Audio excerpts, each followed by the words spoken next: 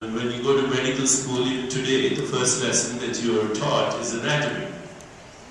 So you think of the body as a structure.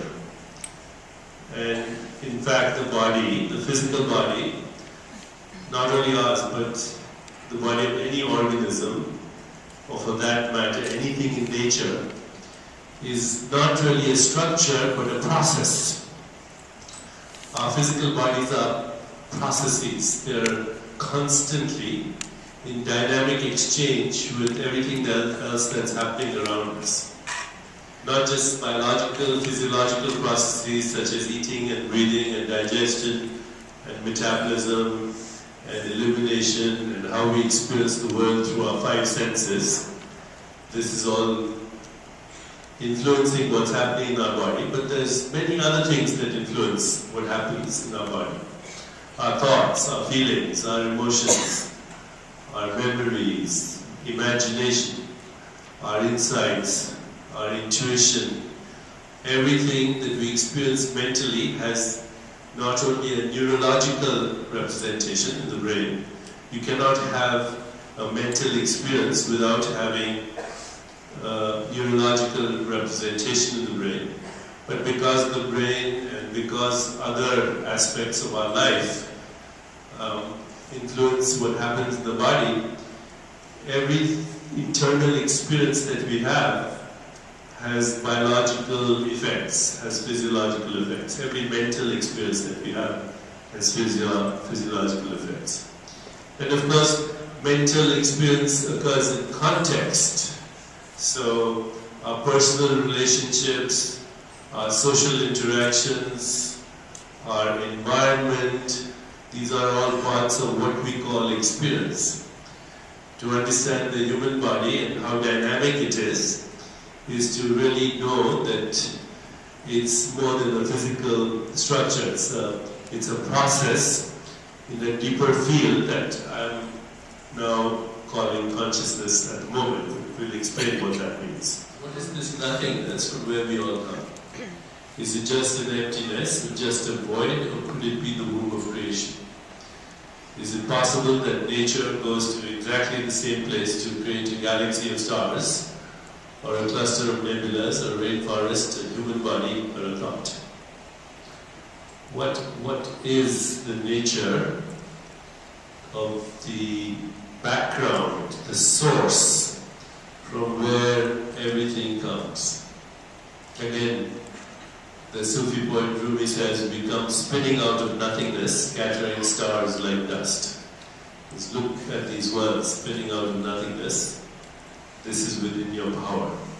So these things have been said before, but only for the first time. Are we beginning to see, first of all, is it true? Secondly, if it is, what does this mean? How are we going to relook at not only our own biology, but our relationship with the ecosystem, with nature, and what does this mean for our well-being, for our health? Otherwise, it becomes an exercise in abstraction. So today, if you ask really good scientists who understand the nature of fundamental activity in nature, in the universe, very frequently you will hear a word that probably you'll become familiar with as this field is explored further in the future. And the word is discontinuity. Discontinuity is something that goes on and off. So if you can see nature and its fundamental activities at a very primal level, you will see that everything is a vibration. And ultimately everything is a vibration not only of subatomic particles, but of light, which is the most fundamental thing in the universe.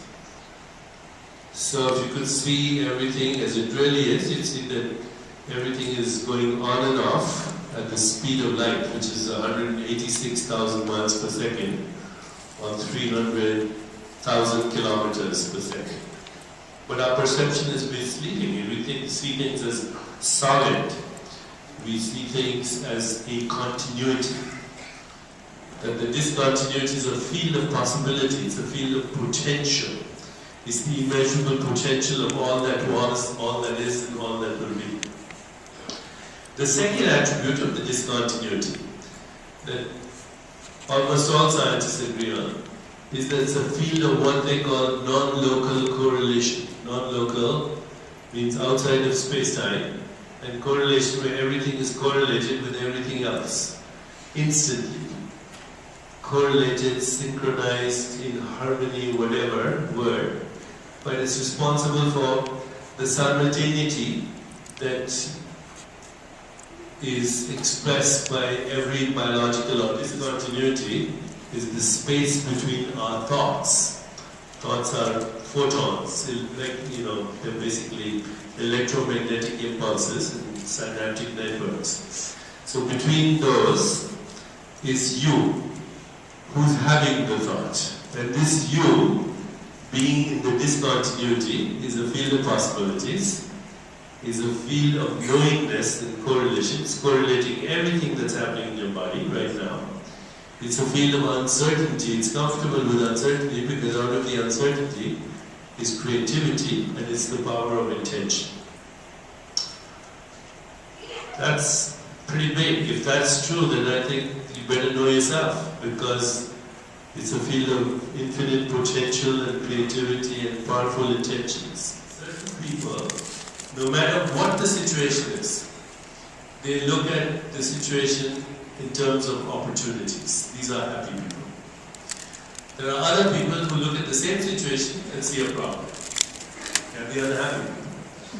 How does the set point get determined? It gets determined by the environment in which a child is brought up. And it gets determined, believe it or not, in the first 3 years of life. So if a child is constantly surrounded by parents and environment that seem to be miserable and complaining and all the time see problems, the child will grow up with an unhappy set point. So when you first hear this kind of research, it's very depressing. You say, if my set point was determined in the first 3 years of my life, then I'm really screwed. Can't do anything, right? Now, what the research shows is you can change your set point. And you change it in the way we did just now. The meditation we did, that will change your set point. Okay, it gets you out of yourself. You can also change your set point by questioning your limiting beliefs. You say, why do I see this as a problem? What is making me see this as a problem? What is the belief that I have? Is it necessary for me to have this belief? Who would I be without this belief? And what is the opposite of this? So the more you engage in this kind of reflection, you will change your set point. The second part of the formula is conditions of living. And that, by the way, applies to material things. So, if you win the lottery, will you be happy? The answer is yes, you'll be ecstatic. But then what the research shows that in about 6 months, you'll start to get less happy. And in about 1 year, you'll go back to baseline. You'll be as happy or as unhappy as you were before you won the lottery, because it doesn't change your set point. It doesn't change who you are. Okay, so material conditions do not affect your happiness by more than 10%. The choices in two kinds. The first is choices that bring personal pleasure. Going to see a movie, going to a good restaurant, having a glass of wine, sex, shopping. Do these choices bring pleasure? Yes. Do they bring happiness? Yes. But it's transient. What brings real happiness is choices that give you meaning and purpose in life, allow you to express your creativity, and then finally come back to the first thing, those choices that make other people happy. If you want to get happy instantly, like in the next 5 minutes, make someone else happy.